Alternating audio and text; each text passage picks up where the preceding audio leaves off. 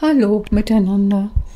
Ich bearbeite heute ein etwas älteres Video von David Icke, das ich vor knapp 6 Jahren übersetzt und hochgeladen habe. Es hatte damals, als die Aufrufzahlen noch etwas ehrlicher angezeigt wurden, knapp 24.000 Aufrufe. Es hatte den Titel Reptiloider Gestaltwandel für Anfänger und Fortgeschrittene. Aus mehreren Gründen nehme ich mich dieses Videos nochmals an. Zum einen möchte ich es vertonen, weil die Schrift teilweise schwer zu entziffern ist. Zum anderen ist mir aber hier etwas aufgefallen, was er erwähnt, das ich sonst noch nie in seinen Videos gehört habe und auch nicht sicher bin, ob er es überhaupt in seinen Büchern mal erwähnt hat. Aber ich muss sagen, ich habe noch nicht alle seine Bücher komplett durchgelesen. Aber diejenigen, die ich gelesen habe, da konnte ich dieses Thema nicht drin finden bis jetzt. Auch in Kommentaren hat das bisher niemand von euch erwähnt, auch nicht unter diesem Video. Ja, im zweiten Teil, in dem Teil, den ich vertone, gehe ich da noch etwas darauf ein.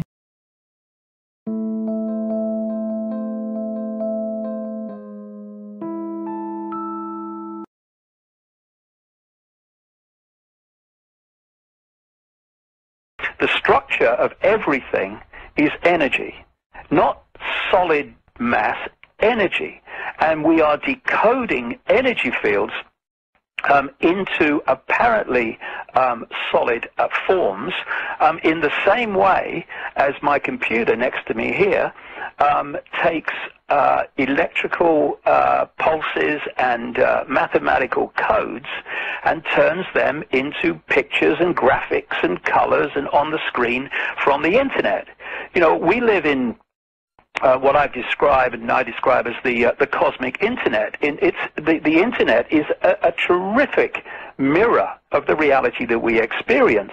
You know, the only place the internet exists in the form that we perceive it, websites, colors, graphics, movies, videos, is actually on the screen. It doesn't exist like that anywhere else. Everywhere else it's, like I say, electronic pulses and mathematical codes. Same with television. The only place that television exists as we perceive it in moving pictures and what have you is on the screen. Everywhere else it's codes and it's frequency fields depending on the form that you're involved with. And so what the body computer is doing is taking vibrational information. It's changing it through the 5 senses. It's transforming it into electrical information. Same information, just a different form. And what the 5 senses do is they take the vibrational information, they turn it into electrical information, and they transmit it to the brain. The brain then takes that and decodes it into an apparently solid world, and it turns that into the world we think we're experiencing. The brain, if you like, is like the computer screen or the television screen, the only place where the world that we perceive to be outside of us actually exists. And so things look solid because the brain decodes them that way because of the information contained within them, in the same way that a computer or a virtual reality game will make something look solid when it's nothing of the kind. So when we come to this shape-shifting, the shape-shifting, the movement from one form to another, one apparently solid form to another, is not taking place in that way, solid to solid and back to solid. The only place the shape-shifting takes place is in the decoding system in the brain. Mm-hmm. What's moving, what's shifting is energetic information, not solid bodies. And so when you have these bloodlines, they are energy. That's what they are in their prime form. They're vibrational energy. So is DNA. So it's just information. So when they have this interbreeding, we see it in the decoded world as genetic procreation and genetic mixing, but what it is energetic mixing. And so it creates a vibrational field, that hybrid connection that vibrates to a certain frequency, and that frequency is in sympathy, far more sympathy, with these reptilian entities that operate just outside visible light than the general run of the population is. So these particular hybrid bloodlines were created for that very reason, because what they are in fact are merely genetic shells which allow these entities outside of visible light, though not far outside, to possess, quote, these bodies, this age-old theme you find all over the world, possess these bodies and take over their mental and emotional processes. Not that there's much emotion involved in these guys. And so this is what is happening. And I don't care if people believe it. I mean, it's of no interest to me. I'm interested in what's going on, you know, not winning a popularity contest. You know, they've said I'm not normal. I can't bloody believe it. Someone told me the other day, Icke is mad, he's not normal. You know my response to that? You know, my response has always been, thank bloody God for that, right? What a relief.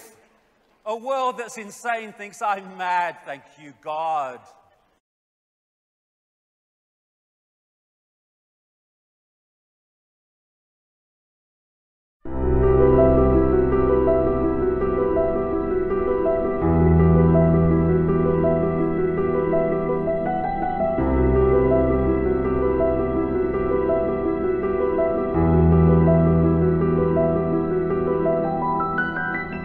Carl Sagan, who was kind of a mainstream man in so many ways, he wrote this book, The Dragons of Eden, about the reptilian connection to humanity and human genetics. And he says in there, was the effect to understand the human's reptilian characteristics is to understand so much about human behavior. Quite right.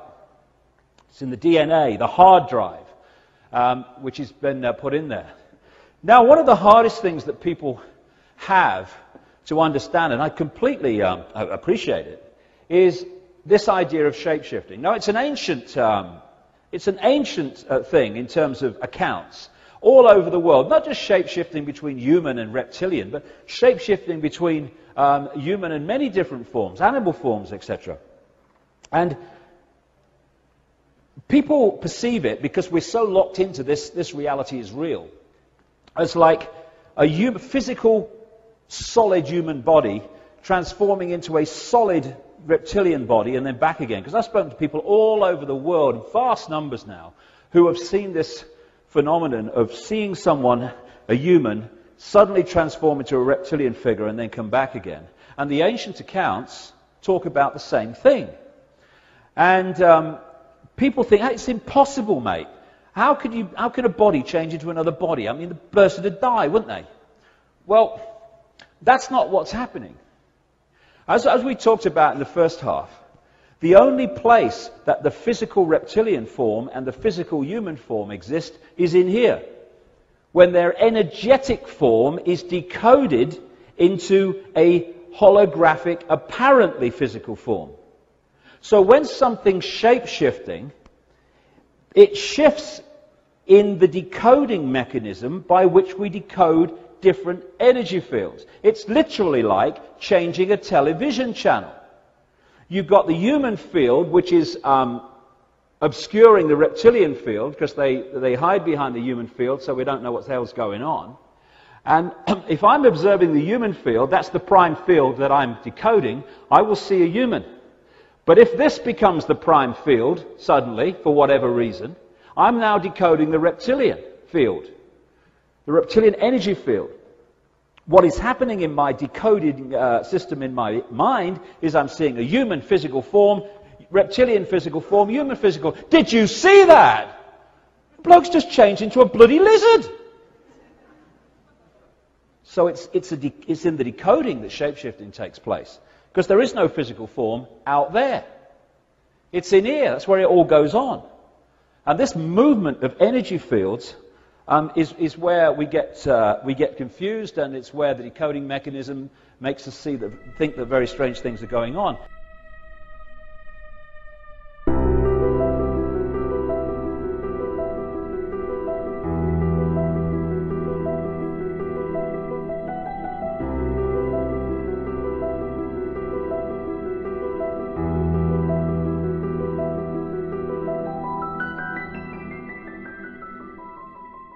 Wir entschlüsseln Energiefelder in scheinbar feste Formen,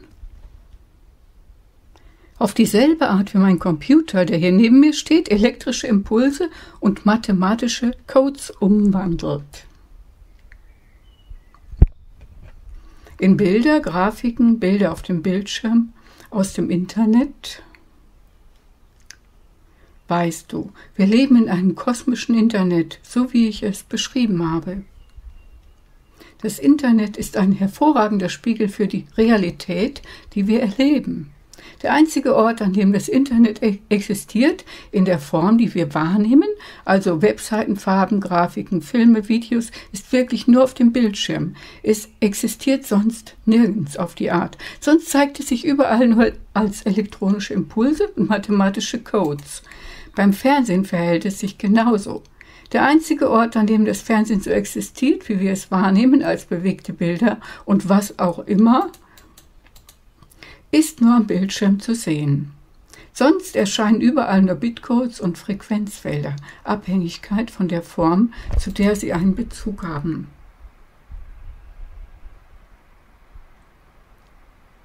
Unser Körpercomputer nimmt Schwingungsinformationen auf, wandelt sie mit Hilfe der 5 Sinne um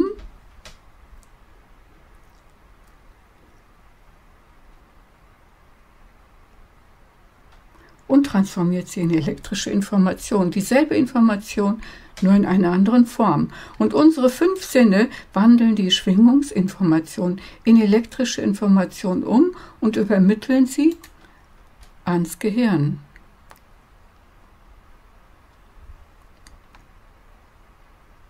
Das Gehirn nimmt es auf und entschlüsselt es als scheinbar feste Welt.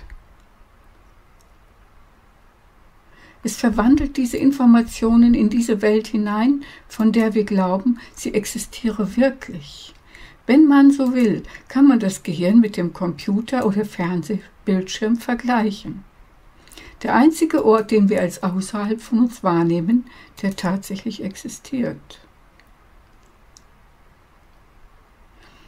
Es sieht alles fest aus, weil das Gehirn es auf die Art dekodiert, denn die Information, die darin enthalten ist, auf dieselbe Art wie ein Computer oder ein virtuelles Spiel eine Illusion von Festigkeit erzeugt, was nicht real ist.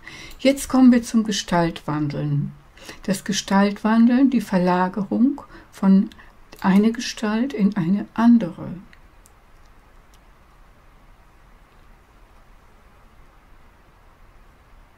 Von einer scheinbar festen Gestalt in eine andere, findet nicht auf die Weise statt, dass sich eine feste Gestalt in eine andere feste Gestalt verwandelt und wieder zurück in eine feste Form. Der einzige Ort, an dem sich der Gestaltwandel vollzieht, ist im Entschlüsselungssystem im Gehirn. Was sich bewegt, was sich umwandelt, ist energetische Information, keine festen Körper. Und diese Blutlinien bestehen aus Energie. Das ist ihre hauptsächliche Form.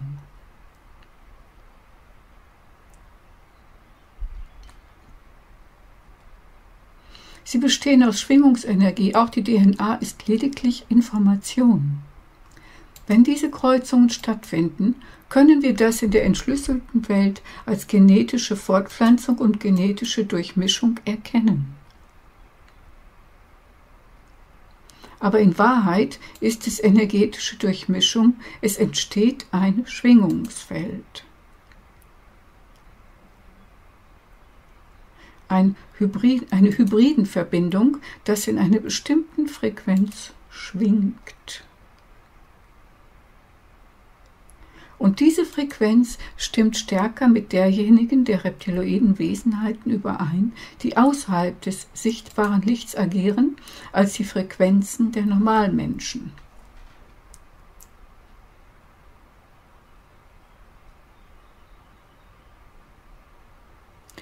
Also wurden diese speziellen hybriden Blutlinien aus diesem besonderen Grund entworfen, denn sie sind tatsächlich lediglich Hüllen, die es diesen Wesenheiten außerhalb des sichtbaren Lichts, nicht weit außerhalb, ermöglichen,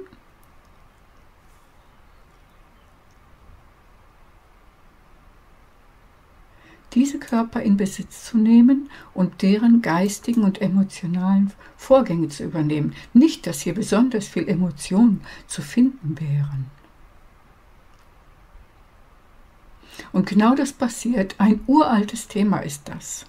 Es ist mir egal, ob die Menschen das glauben. Es interessiert mich nur, was da vorgeht, und ich will keinen Beliebtheitswettbewerb gewinnen. Wisst ihr, dass sie gesagt haben, ich sei nicht normal? Ich kann es verdammt nochmal nicht glauben. Vor kurzem erzählte es mir jemand, Icke ist verrückt, er ist nicht normal. Kennt ihr meine Antwort darauf? Meine Erwiderung darauf war immer, danke, verdammt nochmal Gott dafür.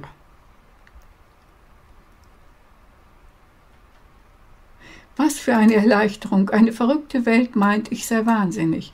Puh, Gott sei Dank. Carl Sagan, er vertrat gewissermaßen den Mainstream. Er schrieb dieses Buch The Dragons of Eden über die reptilische Beziehung zum Menschsein und menschlichen Erbanlagen. Das Ergebnis seiner Aussagen besteht darin, den reptilischen Anteil im Menschen als Erklärung für sein Verhalten zu erkennen.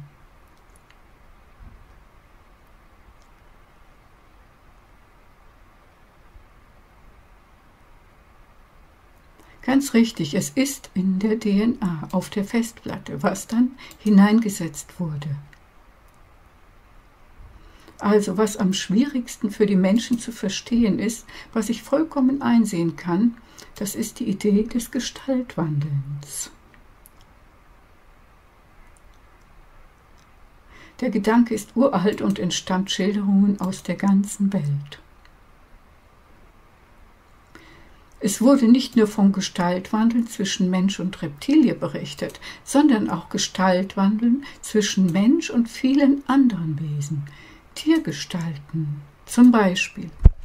So, und hier möchte ich jetzt einen Schnitt machen. Ich hatte im Vorwort erklärt, dass dieses Thema nicht so oft oder bisher vielleicht auch gar nicht von David Icke groß thematisiert wurde. Also Gestaltwandeln zwischen Menschen und Tiergestalten.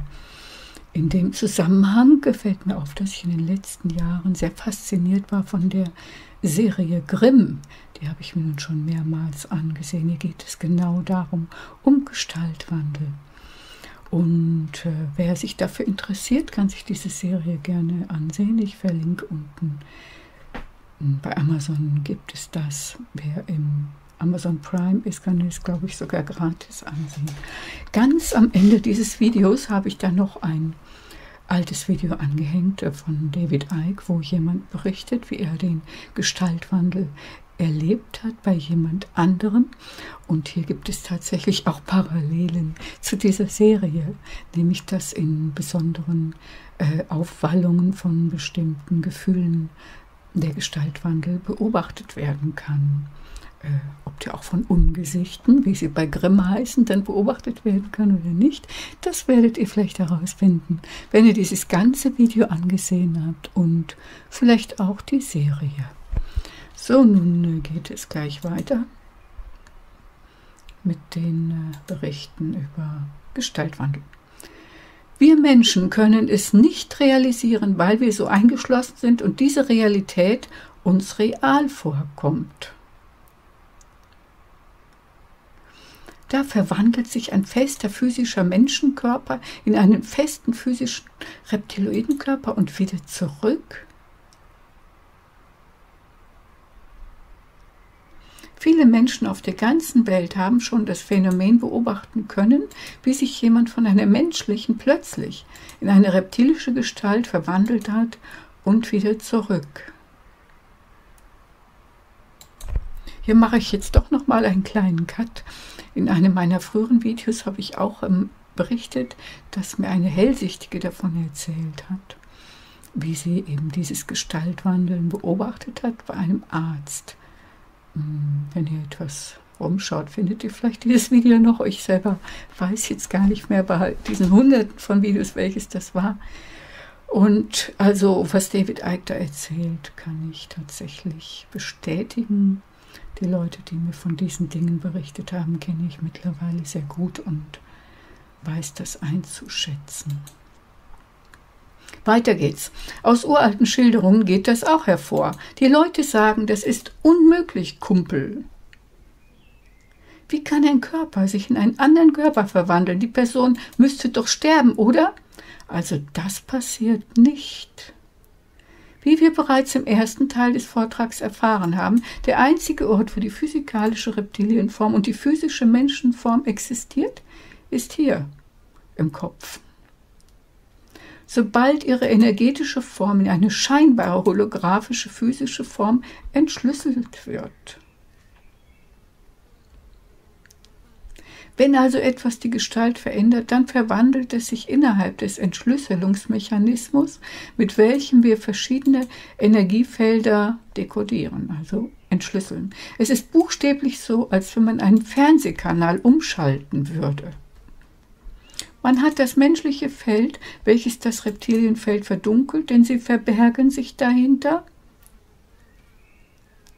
Deshalb wissen wir nicht, was zur Hölle da abgeht.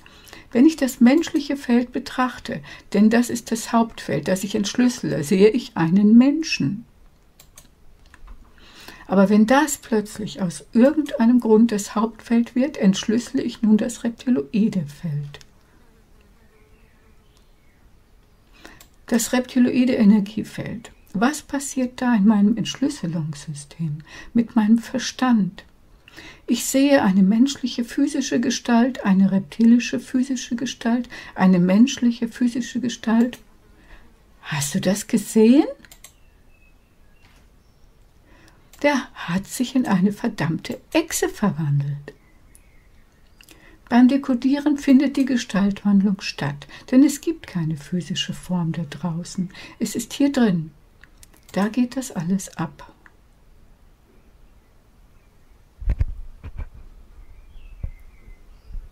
Und durch diese Bewegung der Energiefelder werden wir irritiert.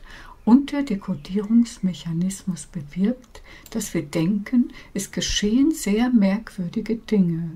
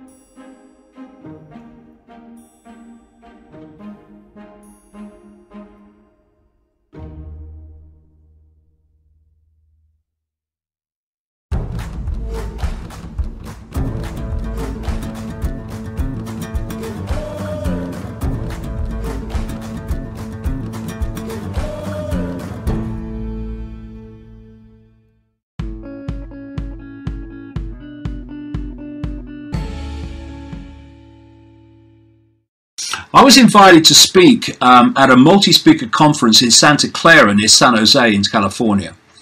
And I went there and I spoke for a few hours and there were people from all different aspects of looking at life differently, including Christian patriot kind of conspiracy people as well, all different types. And anyway, I get out of bed and I've come down to the hotel lobby, and the conference is going on in this big theatre. And there's no one around because everyone's in there looking at the speaker, whoever it was at the time. There's one guy. And he was a classic good old boy Christian patriot from Tucson, Arizona. And he said to me, he said, I like your stuff, Dave. He says, I like your stuff.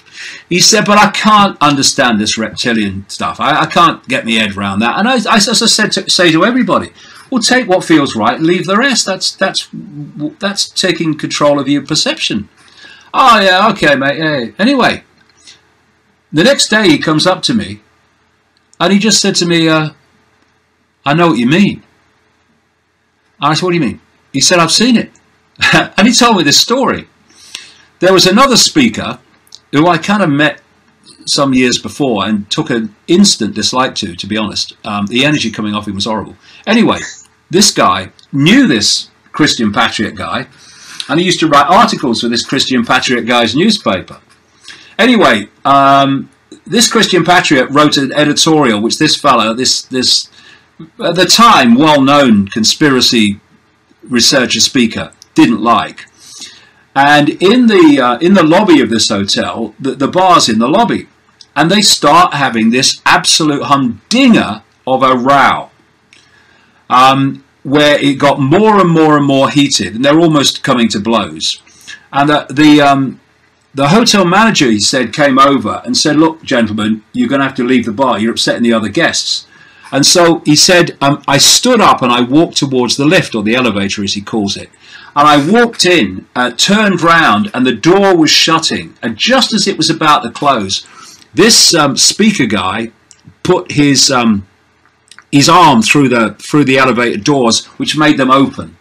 And he came and stood right in front of his face. And I know exactly what he was describing because I've seen this guy do it.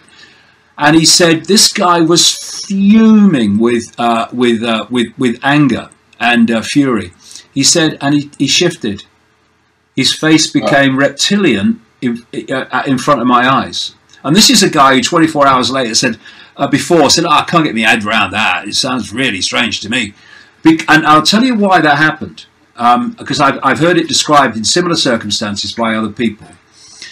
You know when you get really angry and furious, you can feel as when you get into a state of extreme fear and shock.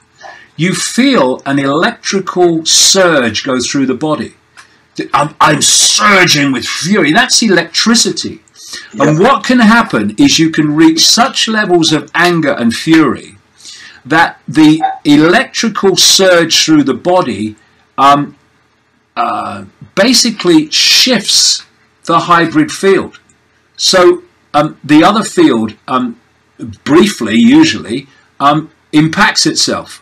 And suddenly the observer has gone from observing and decoding the human field, and suddenly this surge of fury, electricity, electromagnetism, has caused this shift to happen.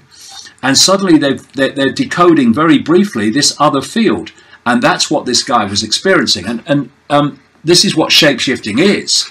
It's a shift of energetic information in a hybrid field. It is not a physical shift because there is no physical. And if there was, shapeshifting would be impossible.